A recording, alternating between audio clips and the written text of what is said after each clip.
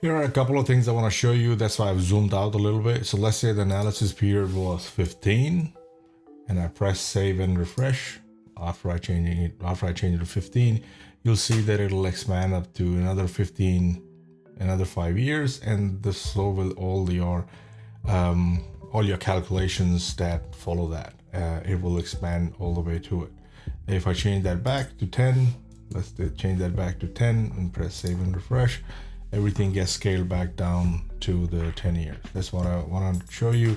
The other thing is that let's go into the next section, which is your gross operating income.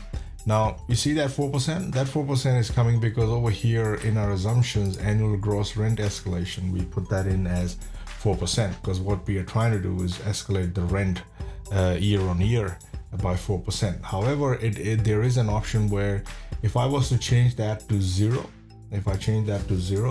then there will be no rent escalation going forward. So you'll see here, this is your annual rent, this is your rent escalation. That's just an average over here, and you'll see that there is no rent escalation. But now, for example, I want to do everything manually. For the first year, I want it to be 4%. Next year, I want it to be 5%. Then I want like a negative 1%.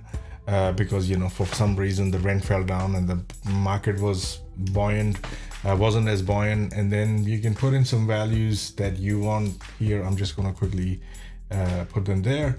So if you press save and refresh now, you will see that year on year is going to increase that by 4% in the first year, then 5% in the next year, and then negative 1% for the following year, and then 5%, and you can change all of that. But what I want to do is I want to constantly escalate everything by 4%. But for certain years, let's say the third year, I know it's going to be, instead of 4, it might be just be 3. Or in the following 2 years later, it might be 5% or whatever.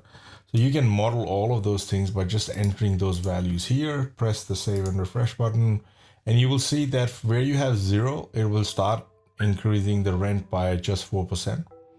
And where you have 3, it's going to increase that by 3%. So basically the value that you put in here will override your default escalation rate that you've got here, and will take the one that you've put in the values as manually. So this is basically like a manual override for the one particular year, and you can just go manually for all the way throughout, and just press save and refresh and it'll do that. Vacancy and credit allowance is basically 3% standard year on year. It'll allow for that 3% vacancy as you go ahead.